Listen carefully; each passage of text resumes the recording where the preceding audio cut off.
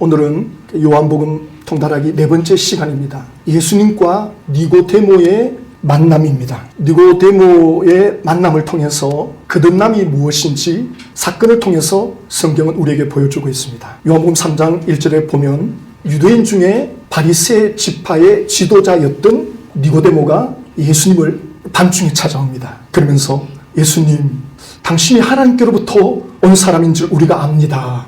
하나님께로부터 온 분이 아니면 아무도 이 표적을 알아볼 수가 없을 것입니다. 본인은 좀 안다는 식으로 말한 거죠. 그래서 예수님이 사람이 거듭나지 아니하면 하나님의 나라를 볼 수가 없다. 하나님이 역사하는 하나님의 통치, 하나님이 개입하는 손길, 거듭나지 않는 사람은 모른다. 그래서 니고데모가 나는 나이가 많아 늙었는데 어머니 모태에 들어갔다가 다시 나오란 말입니까? 그러자 예수님이 내가 진실로 진실로 내게 말한다. 물과 성령으로 거듭나지 아니하면 하나님의 나라에 들어갈 수가 없다.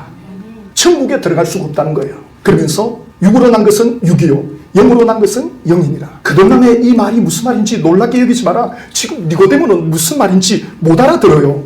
그래서 예수님이 거듭남이 뭔지를 예를 들어 설명해 줍니다. 바람이 임의로 불 때 그 소리는 들리지만 이 바람이 어디로 가서 어디로 가는지 알지 못한다. 거듭난 사람은 이와 마찬가지다.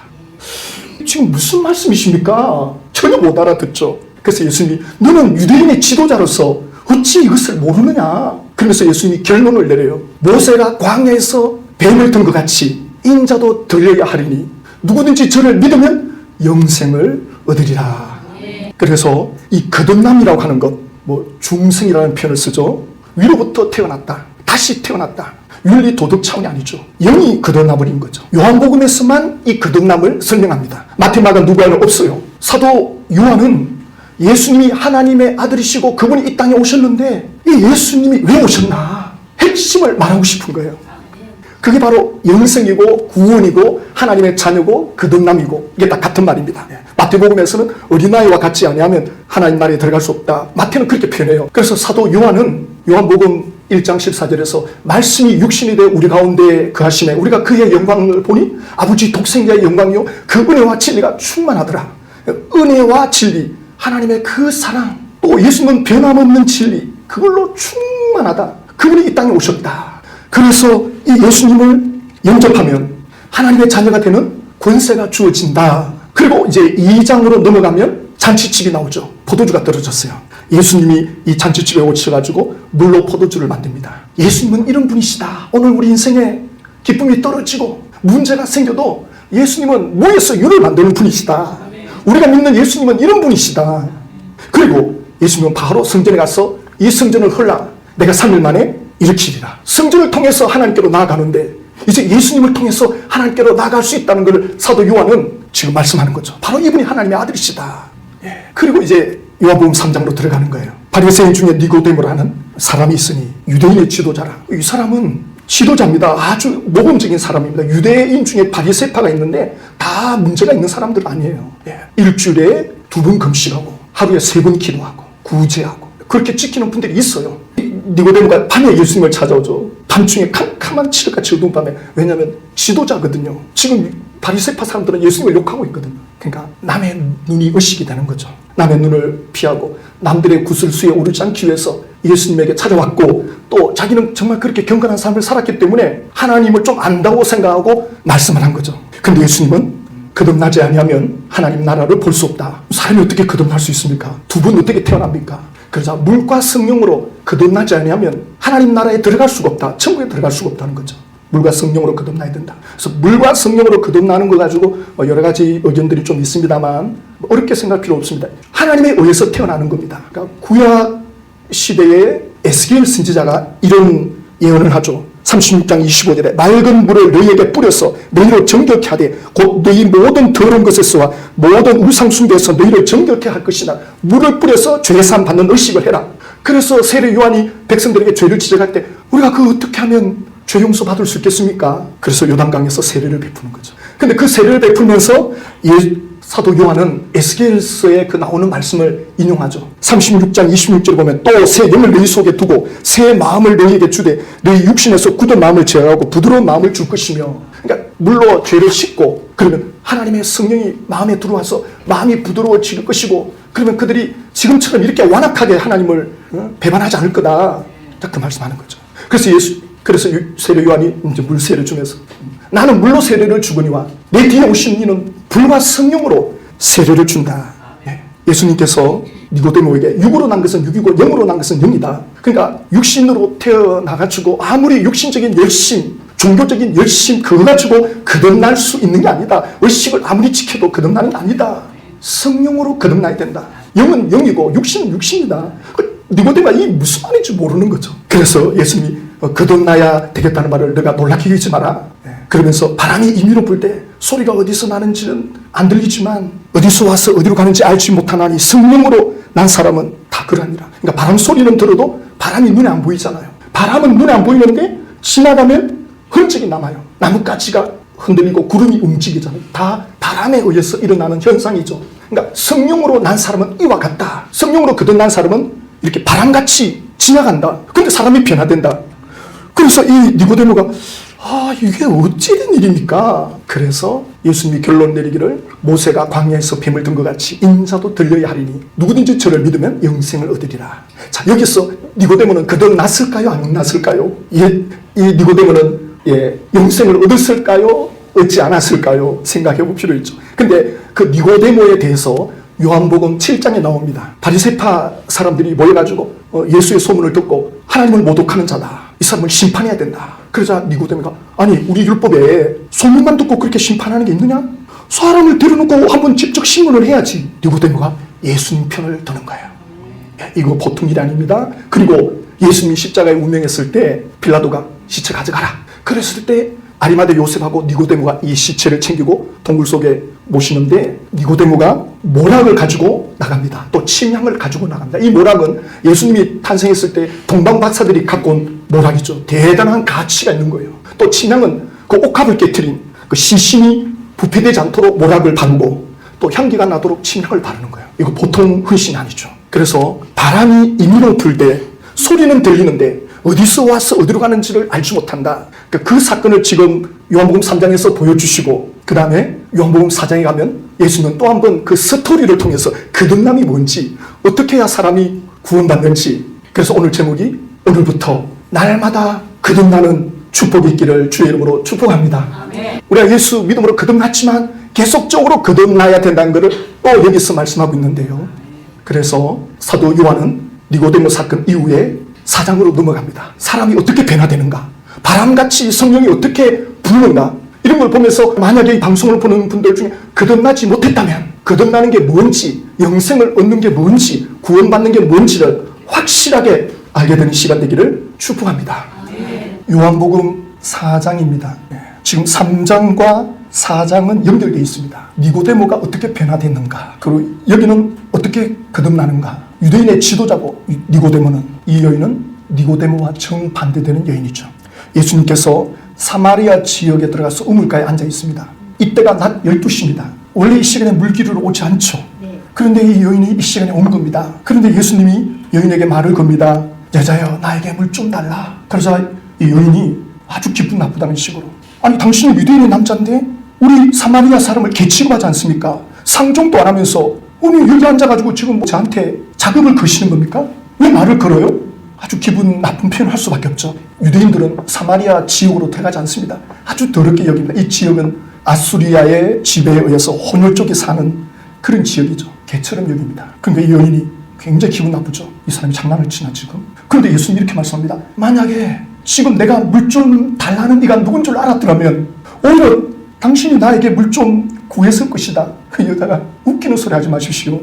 물두리밖에 없는데 이 우물이 얼마나 깊은데, 이건 야곱의 우물입니다. 야곱 시대 때부터 시작된 우물입니다. 우리 조상들이 이 야곱 우물에서 물을 먹고 짐승들도 물 먹고, 그런데 당신은 당신은 야곱보다 더 큽니까? 그러자 예수님이 이 물을 먹는 자는 목마르거니와 내가 주는 물은 목마르지 아니하고 그 배에서 생수의 샘물이 넘쳐나리라. 여인이 너무 충격받는 거죠. 그래서 그러면 그런 물이 있단 말입니까? 있지. 좀 주십시오. 나 지금 이 시간에 물 왜 기르러 오는지 아시잖아요. 아침 저녁에 사람들이 물 기르러 오는데 나는 사람들 입에 구슬수에 오르지 않기 위해서 사람들을 피해서 혼자 오는 이 고통, 이 괴로움을 아무도 모릅니다. 진짜 그런 분이 있습니까? 그러면 좀 주십시오. 그러자 예수님이 여자여 내 남편을 데려와라. 그러자 이 사마리아 여인이 아니 갑자기 왜 남편을 왜 건드립니까?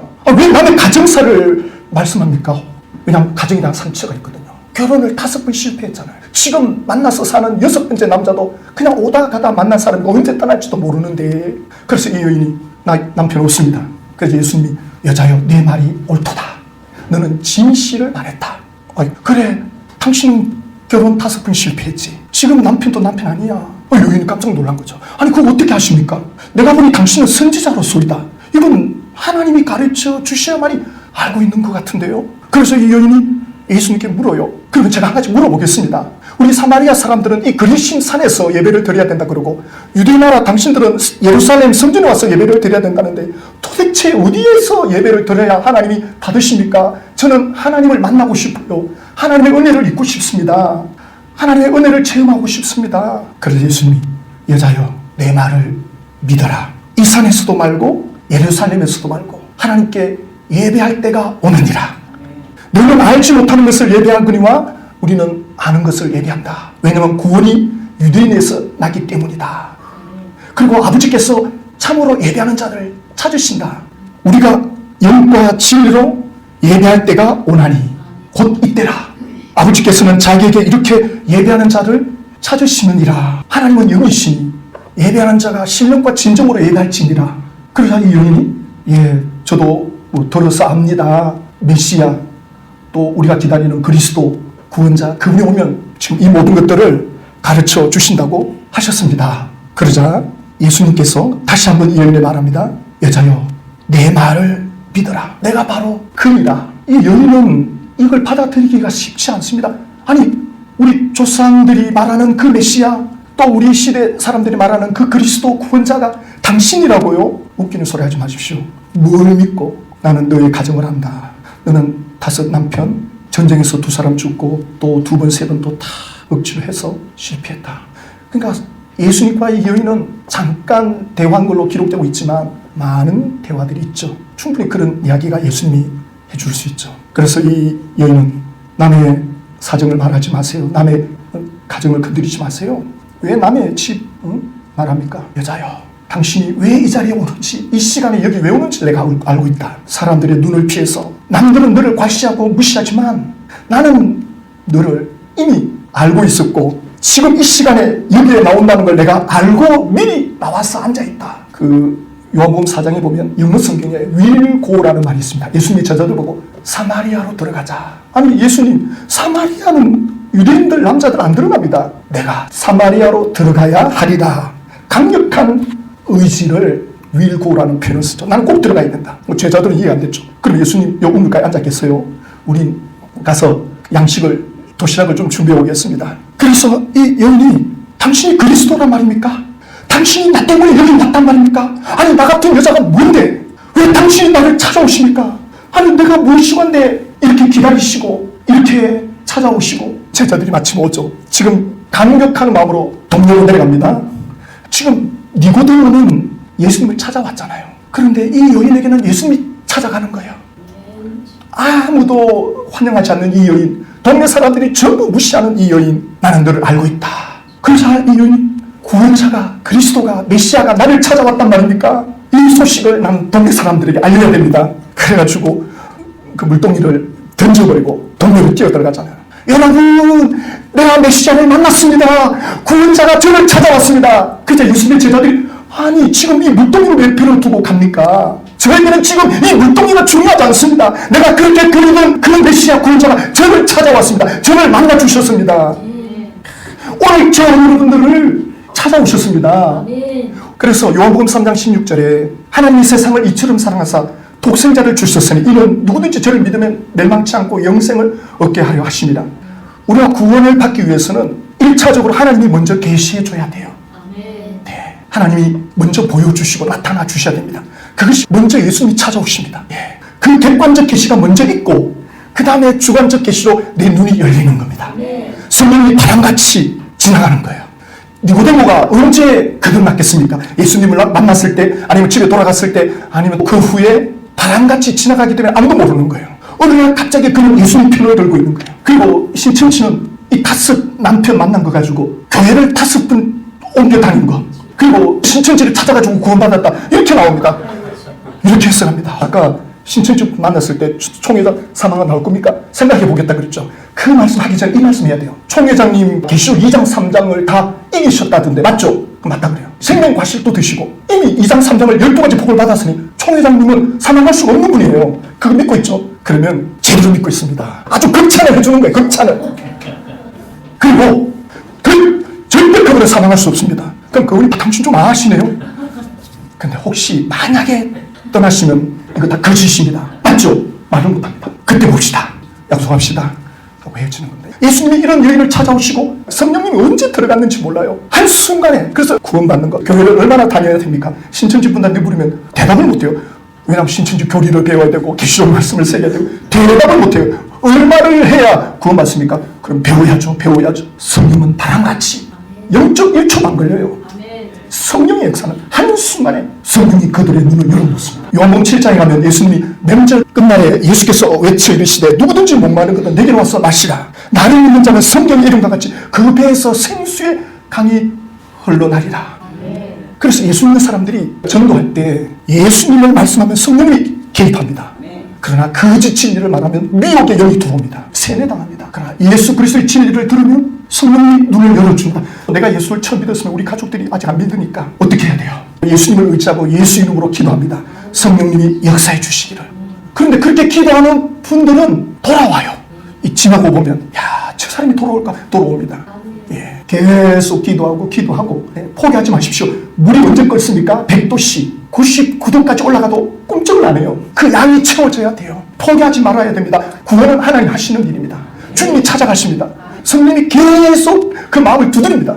우리가 기도하고 있는 이상 성령님은 두드리고, 그리고 기회되면 예수님처럼 니고데모에게, 예수님처럼 사마리아 여인에게 그 아픔과 상처를 위로해 주면서, 공감해 주면서 말씀해 줄 때 성령님이 들어가면 그 다음부터 성령님이 끊임없이 그의 눈을 열어가기 시작합니다.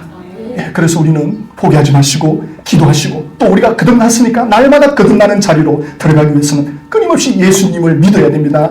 예수님을 의지하고 예수님을 붙잡고 예수님을 바라보고, 우리는 예수 안에서 생명이 거듭나고, 그리고 끊임없이 예수님께로 나아갈 때 우리의 삶은 변화됩니다. 설령 실패가 있더라도 하나도 버릴 것이 없습니다. 하나님이 그렇게 내버려두지 않습니다. 우리는 하나님의 자녀입니다. 천국에 들어갈 백성들입니다. 예수님이 믿어지는 거예요. 이 놀라운 축복 빼앗기지 마시고 누리시고 경험하시고 나눠주는 우리 모든 분들 되시기를 주님의 이름으로 축복합니다. 예.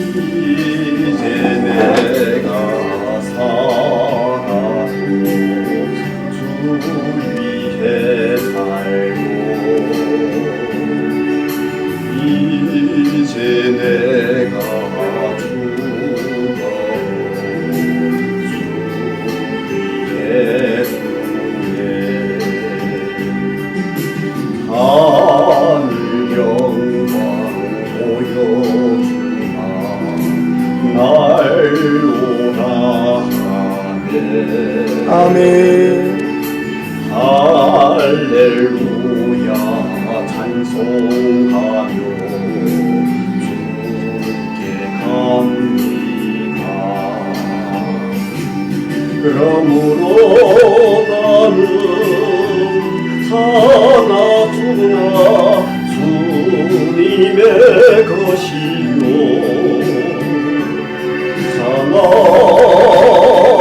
주나 사나 주나 날 위해 피 흘리신 주님의 것이요 이제 내가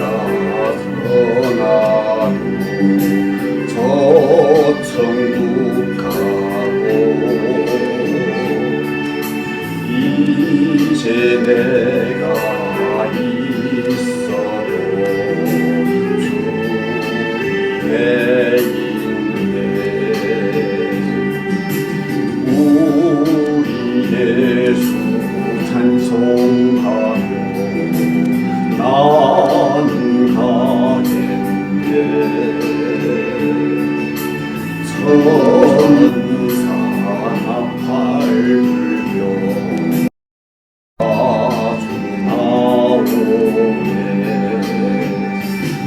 그러므로 나는 사나 두나 주님의 것이요 사나 주나 사나 주나 날 위해 피 흘리신 내 주님의 것이요